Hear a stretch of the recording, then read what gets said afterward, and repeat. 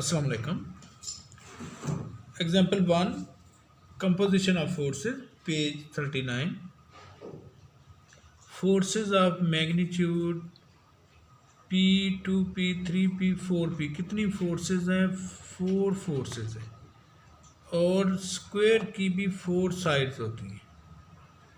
Act respectively along the sides, इन side के along act कर रही हैं. कौन कौन सी साइड है? A B, B C, C D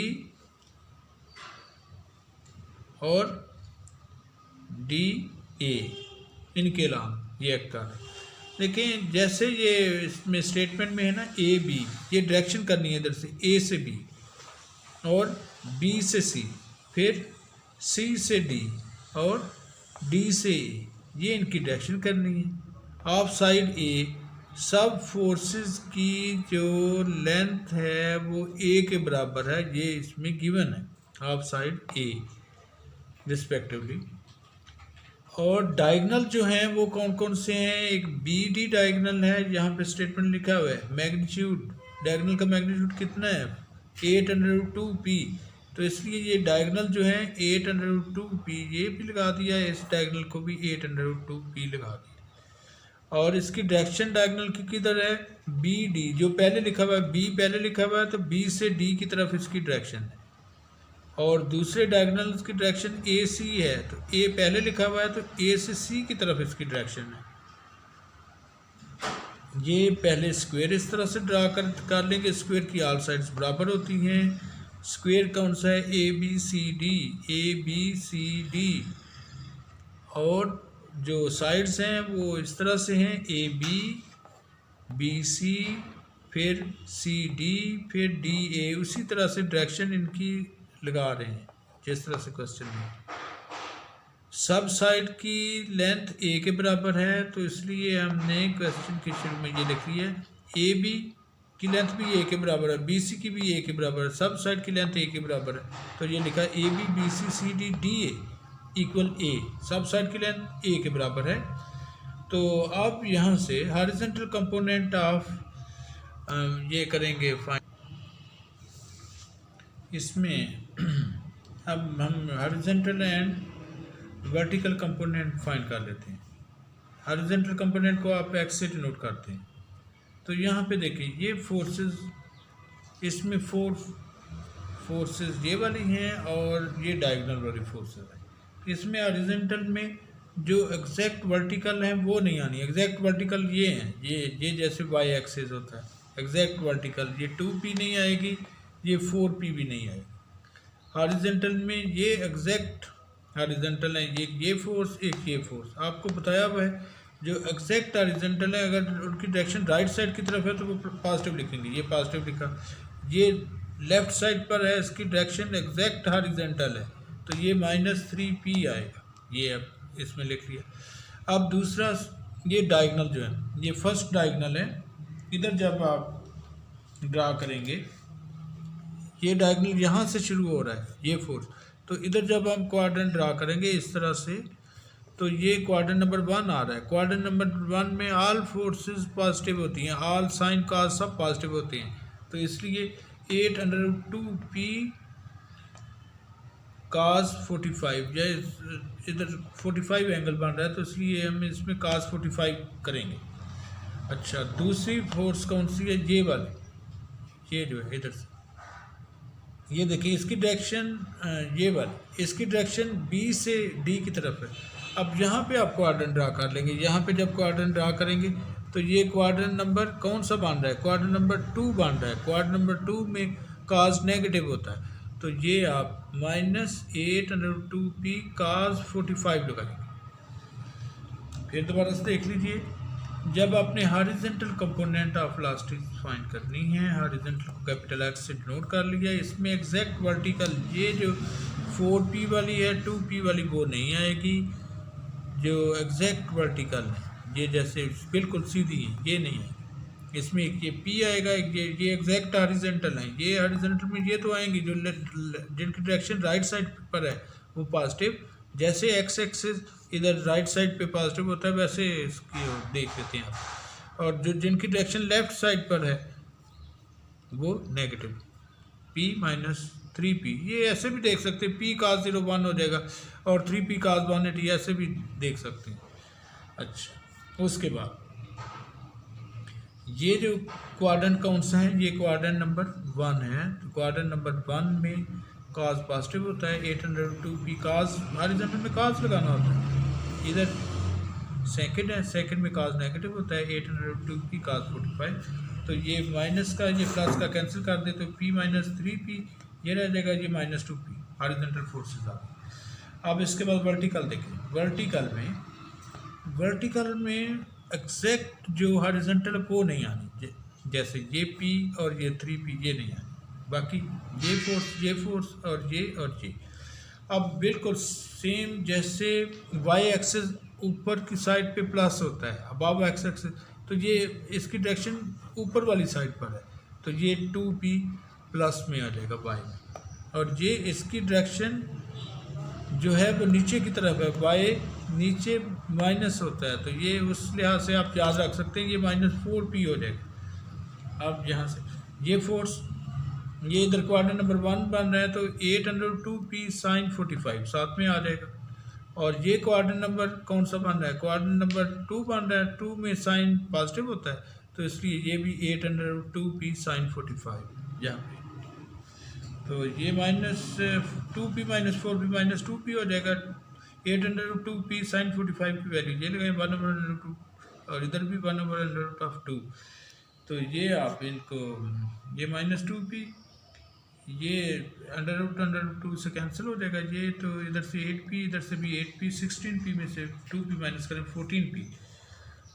आपने क्या क्या फाइंड करना है, मैग्नीट्यूड ऑफ रिजल्टेंट फाइंड करना है एक, तो उसके लिए आपने horizontal vertical component of elastic ये आपने फोर्सेस फाइंड कर ली हैं।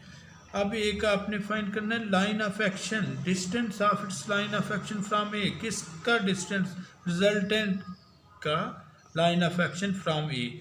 तो उसमें आपको sum of movements about A वो ज़रूरत पड़ेगी, उसको आप भी फाइंड कर लें। G equal sum of movements about A, ये पॉइंट ए है।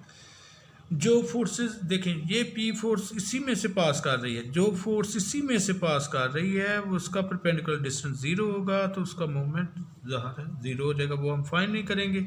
ये 4p इधर से जब हम सीधा इसको इंक्रीज करते हैं, इसी पॉइंट में से पास कर रही है, इसका भी 0 हो जाएगा। ये फोर्स भी इसी में से पास कर रही है, इसका भी जो मूवमेंट है वो 0 हो जाएगा इस फोर्स का।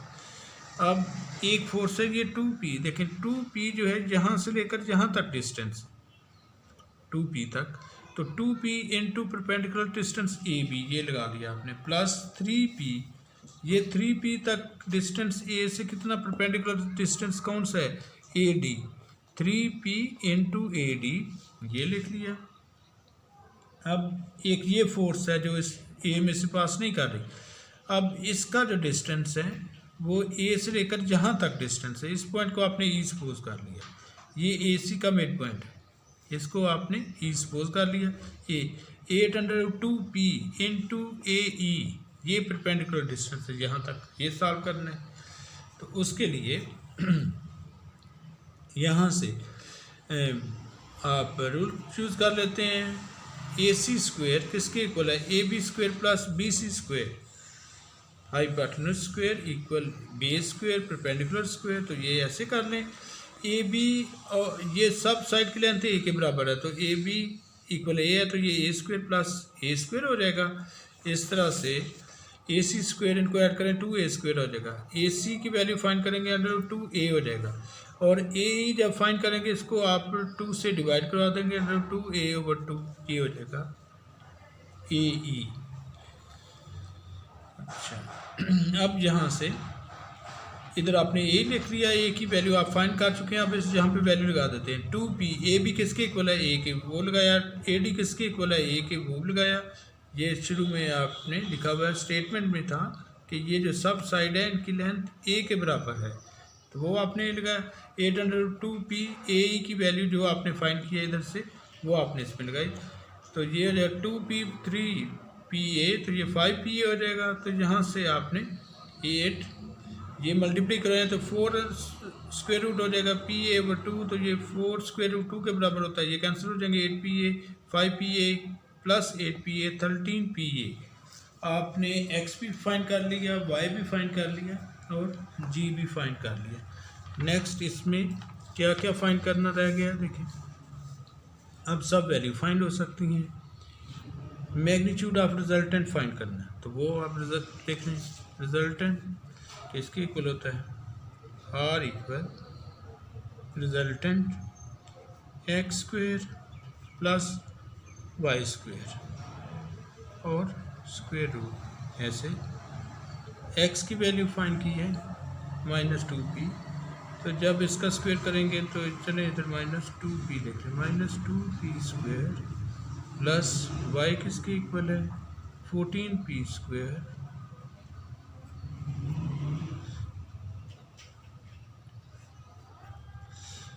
ये हो जाएगा 4p square plus 14p 196 p square, ये हो जाएगा 200 p स्क्वेयर। इसका जब स्क्वायर रूट सॉल्व करेंगे तो इसको आप 100 मल्टीप्लाई 2 मल्टीप्लाई p स्क्वेयर लिख सकते हैं। 100 का स्क्वायर रूट 10 होता है। 100/2 का स्क्वायर रूट सॉल्व नहीं होता है, ऐसे लिख लें। p का स्क्वायर तो वो स्क्वायर एंड रूट कैंसिल हो जाएंगे, तो ये हो जाएगा। रिजल्टेंट का आंसर आपने फाइंड कर लिया 10 स्क्वायर रूट 2p। इस तरह से ये आपने रिजल्टेंट का आंसर फाइंड कर लिया। उसके बाद आप equation of line of action of resultant लिखेंगे। Equation of line of action of resultant.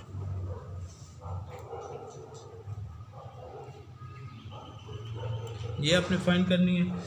इसका फार्मूला आपको आता होगा, नहीं आता तो मैं आपको लिख के दिखा रहा हूँ। g minus x y, small x के साथ capital Y plus small y के साथ capital X equal to 0।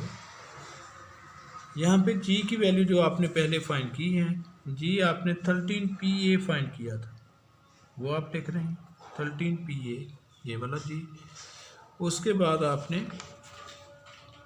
-x, ये तो इसी तरह लिखेंगे। ये vertical component capital Y 14p into 14p, small y capital X में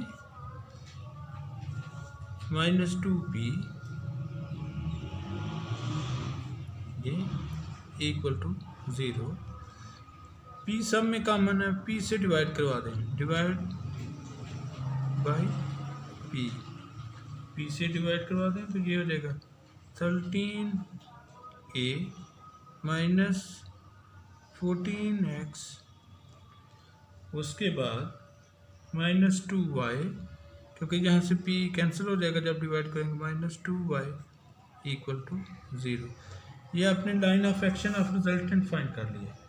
अब क्वेश्चन में ये भी गिवन है, एक तो आपने मैग्नीट्यूड ऑफ रिजल्टेंट फाइंड करना था, वो तो आपने यहाँ तक फाइंड कर लिया, और दूसरा आपने distance of its line of action from point A find करना। तो आप डिस्टेंस फाइंड कर लें। कहाँ से डिस्टेंस फाइंड करना है? लाइन ऑफ एक्शन की इक्वेशन फ्रॉम ए, फ्रॉम ए 0 0 है, क्योंकि ये देखिए ओरिजिन से। तो डिस्टेंस का फार्मूला आप लगा रहे हैं, ये मॉड में लिखते हैं, डिवाइड में स्क्वायर रूट ऑफ, देखिए ये 13PA, ये तो कांस्टेंट है, इसी तरह लिखेंगे 13A, ये इसी तरह से -14, ये x की वैल्यू इधर यूज़ करेंगे ऐसे, -2 ये y की वैल्यू यूज़ करेंगे क्योंकि 0 है, ये ऐसे, डिवाइड में एक्स और वाई के जो कोएफिशिएंट है उनके स्क्वायर का सम करते हैं, मतलब ऐसे ऐसे, ये तो इसका स्क्वेच होता है।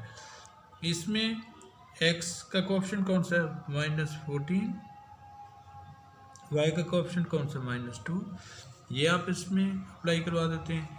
तो यहाँ से 13PA हो जाएगा, 13A, ये सब तो ज़ीरो हो जाएंगे, मॉड डिवाइड में 14 का स्क्वायर 196 और ये +4, ये इस तरह से ये प्लस वाली वैल्यू है, मॉड इसका 13A ही आएगा, ये हो जाएगा 213A। 200 को आप लिख सकते हैं 100 × 2 स्क्वायर रूट 13A, 100 का square root 10, 100√2 square root of 2। तो ये इसमें आंसर फाइंड हो चुका है। तो वेरी इंपॉर्टेंट क्वेश्चन सॉल्व हो चुका है। Thank you very much.